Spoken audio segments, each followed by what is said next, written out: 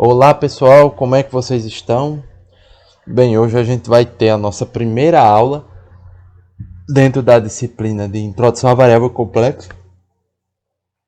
Mas antes da gente entender o que são variáveis complexas, o que é uma função complexa, né, como nós vamos abordar no andar da disciplina, a gente precisa primeiro entender a essência da disciplina, que são os números complexos. O que são números complexos, né? Essa é a nossa primeira pergunta. E por que nós vamos usar? E qual é a necessidade de usar números complexos?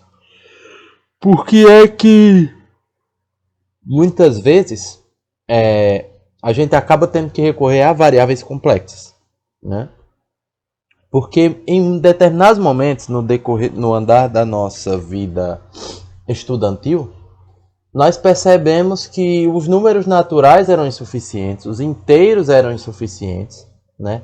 Os racionais e os reais também se tornaram insuficientes para explicar a realidade. Por exemplo, um dos problemas clássicos dos números naturais é: qual é o número que somado com 2 dá 0? Né?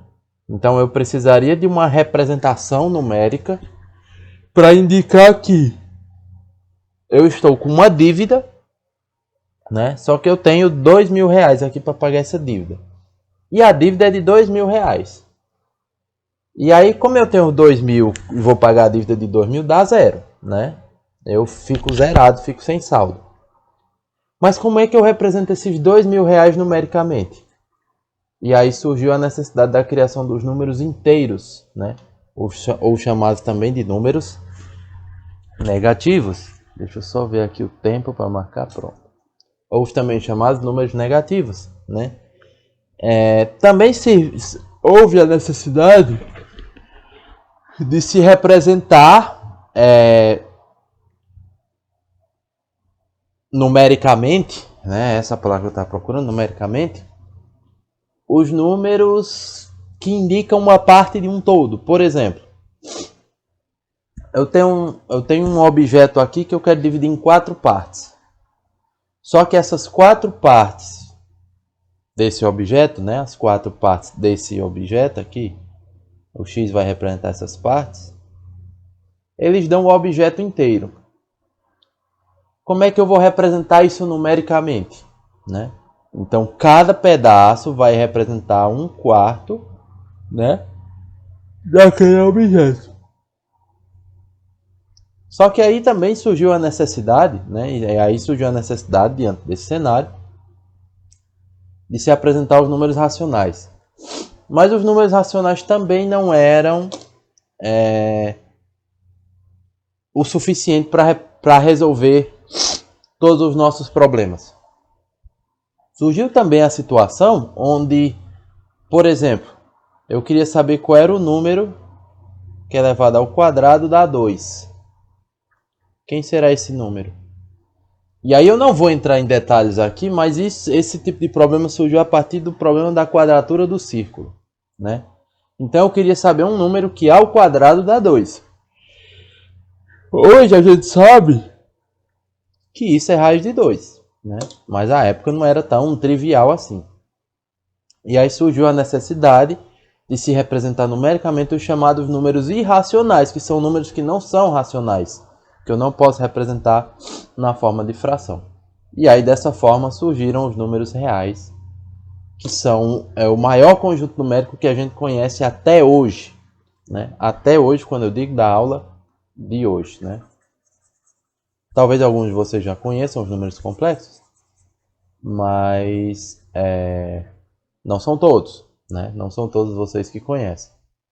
E aí, até os números reais, eles não são suficientes para responder a determinadas perguntas da realidade, né? Bom, diante desse cenário, diante desse cenário de que os números naturais, inteiros, racionais e reais não são suficientes para explicar a realidade, a mesma coisa acontece com os reais, né? Eu citei os reais antes, mas a mesma coisa acontece com os reais. Por exemplo, vamos imaginar a seguinte situação, e nessa eu vou me debruçar mais um pouco para a gente entender a importância disso, né? Eu quero saber um número cujo quadrado é igual a 1. Aliás, igual a menos 1. Igual a 1 é fácil, né? Mais ou menos 1. Um número cujo quadrado é menos 1. A gente já sabe que todo número elevado ao quadrado é sempre maior do que zero, né? Porque se eu faço x vezes x, ambos positivos, isso é maior do que zero. Mais com mais, né? Mas se eu faço menos x vezes menos x, isso também é x quadrado, que é maior do que zero, né? Porque menos com menos fica mais. Então, todo número elevado ao quadrado ele é sempre positivo. Todo número real, né? E aí vem a pergunta, qual é o número que eu posso responder a... Qual é o número cujo quadrado dá 1, um negativo? E aí você pode me perguntar, sim, Lucas, mas qual a necessidade de se entender isso, né? Qual é a necessidade de responder esse tipo de equação? Essa necessidade, vocês vão entender isso melhor quando vocês forem estudar, acho que vocês estão estudando nesse semestre, se eu não estou enganado, a disciplina de equações diferenciais. E na disciplina de equações diferenciais, quando chegar lá nas equações diferenciais de segunda ordem, vocês vão ver a seguinte EDO, certo? Que tem que resolver. E uma das soluções que vocês vão encontrar vai ser a seguinte. Lambda quadrado mais 1 vezes e elevado a x igual a 0. Ok? Não vou entrar em detalhes aqui não, porque vocês vão ver isso aqui com mais calma mais para frente, certo? Se eu tenho um produto de dois números iguais a 0, é porque ou o primeiro é 0 ou o segundo é 0. Nós já sabemos que isso aqui não existe, né? Eu não tenho como uma potência ser igual a 0, mesmo no universo dos complexos. Ok? Não tem como essa potência dar igual a 0. Mas essa daqui... Então essa daqui necessariamente vai ser 0. Então eu quero saber um número que é elevado ao quadrado dá menos 1. E aí? E é diante desse cenário que surge a necessidade da criação de mais um conjunto numérico, ou o que a gente vai chamar, a partir de agora, né, de corpo, né, do conjunto dos números complexos. E aí surge a necessidade de criar esse conjunto dos números complexos, ou também chamado de corpo dos complexos. Ok? Então vamos definir o que são esses números complexos, o que é esse corpo.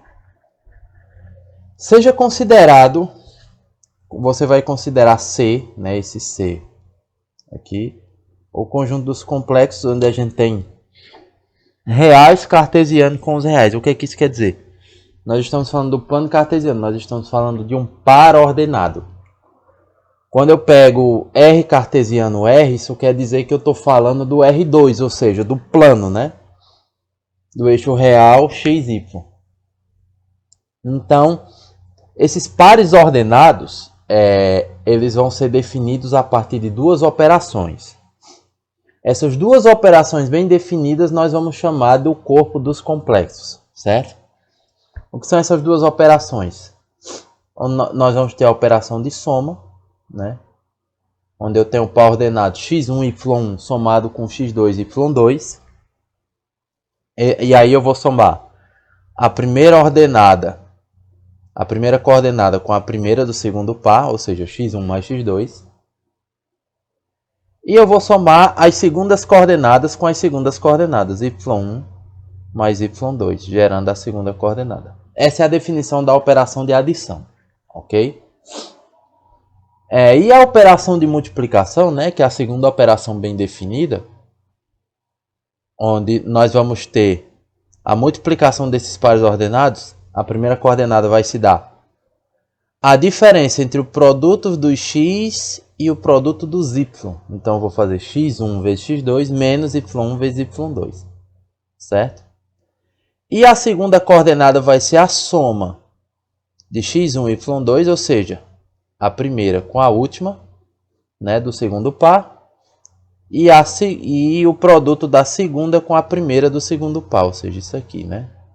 Essas são as duas operações bem definidas que definem o corpo do complexo, dos complexos, né?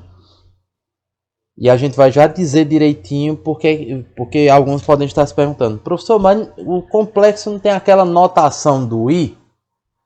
Aquilo é uma notação que a gente usa no ensino médio já para introduzir o aluno no resultado. Tá? Isso ali é o resultado do que eu vou desenvolver aqui. Tá? Eu vou desenvolver como é que a gente chega naquele I. Tá? A partir principalmente dos conceitos de álgebra linear. Nós vamos citar aqui espaço vetorial. Vamos citar aqui base, né? Base, coordenada e tal. Então aqueles conceitos nós vamos usar aqui para chegar na definição daquele I. Ok? Além dessas duas operações bem definidas, né, adição e multiplicação entre elementos do mesmo corpo, nós também podemos definir a multiplicação de um elemento dos complexos por um número real lambda. Né? Dessa forma, nós podemos dizer que existe uma multiplicação bem definida do corpo dos complexos sobre o conjunto dos reais. Tá? Então, como é que se dá essa multiplicação de um elemento dos complexos com os números reais?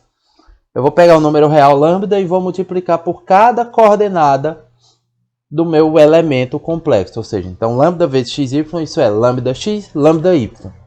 Certo? Semelhante ao que a gente faz lá na álgebra linear. Então perceba que com essas duas definições aqui que estão... Cadê? Ah, aqui. Que estão de amarelo, né? Essa daqui e essa aqui. Nós temos mais ou menos aquela ideia de espaço vetorial que a gente viu lá na álgebra, certo? E é com esse conceito que nós vamos trabalhar daqui a pouco. Antes disso, eu quero falar de algumas propriedades. Como nós dissemos, nós temos duas operações. Deixa eu só pegar aqui para me orientar. Como nós dissemos, nós temos duas operações bem definidas, né? A da adição e a da multiplicação, ok? Essas operações, como todo corpo, como todo espaço vetorial, né, como vocês já sabem, eu estou usando o conceito de espaço vetorial porque eu acho que é o que vocês já entendem mais ou menos sobre isso, né? Vocês não viram álgebra abstrata, mas a ideia de espaço vetorial dá para ter uma ideia do que a gente vai fazer aqui, certo? Então vamos começar pela primeira operação, a da adição. Na adição, nós temos uma operação bem definida e essa operação possui algumas propriedades. Né? Propriedades essas que nós dissemos que são a associativa, a comutativa, a elemento neutro e o inverso aditivo. E nós vamos mostrar quem são essas propriedades. Né? O inverso, no caso aqui, é aditivo, que nós estamos falando da adição. Mas nós vamos ter também o inverso multiplicativo que nós vamos ver na de baixo, ok? Mas vamos falar primeiro da adição. Vamos provar que ela é associativa. Como é que eu sei que essa operação, a operação da adição ela é associativa? Uma operação ela é associativa quando eu pego um elemento daquele conjunto, A, somado com B mais C, ou seja, eu somo B e C primeiro, depois eu somo com A. Isso é igual a fazer A mais B mais C, certo? Então vamos mexer nesse primeiro lado, né? Vamos fazer a parte 1 primeiro. Então nós vamos pegar x1, y1, vamos somar com x2, y2, deixa eu só ajeitar aqui. Isso somado com x3, y3, ok? Então vamos aqui, vai ficar x1, y1 mais... Somadas as duas fica x2 mais x3, y2 mais y3. Ok? E aí agora a gente pode somar esse elemento com esse, né? Então vai ficar x1 mais x2 mais x3, y1 mais y2 mais y3. Ok? Vamos guardar esse resultado aqui. Vou chamar até de asterisco. Agora vamos mexer do outro lado, né? Agora eu vou fazer... Opa, deixa eu só ajeitar aqui. Isso. Agora eu vou fazer A mais B mais C, né? A parte 2. Então vamos fazer A mais B primeiro. A é x1, y1. B, x2, y2. Mais C, que é x3, y3. Ok?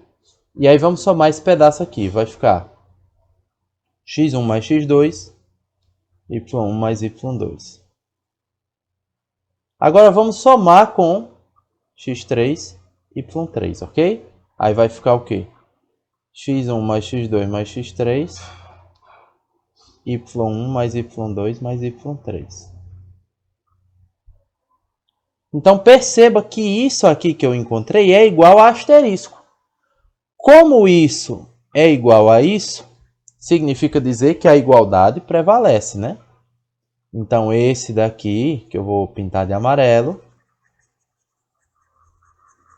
é igual ao outro que vai estar pintado de amarelo. Então está aprovada a associatividade, ou seja, os números complexos na operação de adição, eles são associativos, ok? Beleza? Agora vamos provar a comutatividade, né? Provar que os números complexos eles são comutativos. Isso é importante para a gente entender essas propriedades dos complexos, tá bom? Porque é bom a gente entender a base da coisa para saber por que as coisas são assim, né? Por exemplo, agora eu quero provar a comutatividade, ou seja, eu quero provar que A mais B é igual a B mais A. Opa! B mais A. Então eu quero provar que x1, y1 mais x2, y2 é igual a x2, y2 mais x1, y1. Lucas, isso não é imediato, não? Não. A depender do corpo que você está trabalhando, isso não é imediato. Por exemplo, a comutatividade entre as matrizes ela não existe. E as matrizes, portanto, as matrizes elas não podem ser um corpo, né? Então é necessário entender que nem sempre essas propriedades são imediatas. Então a gente tem que provar. Então vamos mexer desse lado aqui, né?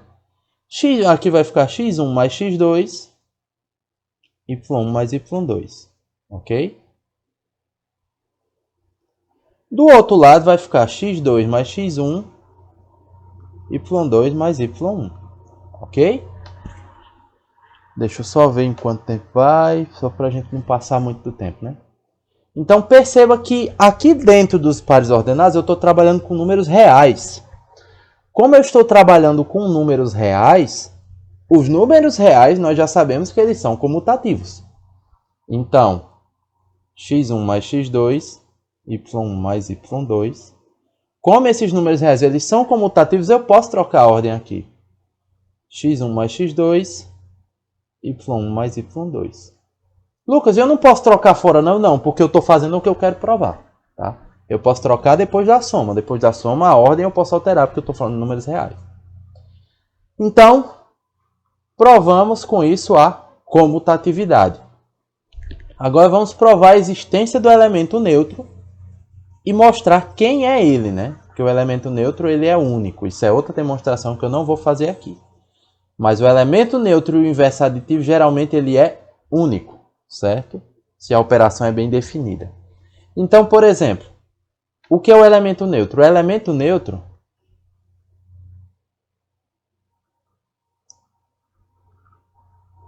que eu vou chamar de zero aqui, certo? Por questão de simbologia que vocês já conhecem. O zero é o elemento neutro da adição, ok? Então, o elemento neutro é um número que somado com o elemento dá ele próprio. Então, eu quero saber quem é. Eu vou chamar aqui de, sei lá, y já foi usado. U e V, certo? Eu quero saber quem são os valores de U e V para que x1, y1, somado com ele, dê ele próprio. Então, vamos somar aqui, né? x1 mais U, y1 mais V. Pela igualdade de pares ordenados, que a gente já conhece, a gente sabe que isso é igual a isso e que isso é igual a isso, ok? Dessa forma, e a gente tem também que y1 mais v é igual a y1, ok? Então o que eu vou fazer? x1 passa para lá, logo, quem é U? U é zero. Fazendo a mesma coisa aqui, y1 menos y1, v também será zero. Então, quem é o elemento neutro? 0 e 0. Então 0 e 0 é o elemento neutro e ele existe e ele é único, né? Dá para a gente provar também a unicidade dele, mas não vou me deter aqui, senão vai ficar longo demais, tá bom? Já estou me alongando nessas propriedades, apesar de ser importante, certo? E por último vamos falar do inverso aditivo. O inverso aditivo é o número que somado com o número que é um número que somado com o número dado vai dar o próprio elemento neutro, ou seja, x1 y1 é o meu elemento. Eu quero saber quem é que eu vou somar com x1 y1 que vai dar 0 e 0. Somando aqui nós vamos ter que x1 mais u y1 mais v é igual a 0 e 0. Ou seja, u mais x1 é igual a 0, né? Usando a igualdade, esse igual a esse e esse igual a esse. y1 mais v igual a 0.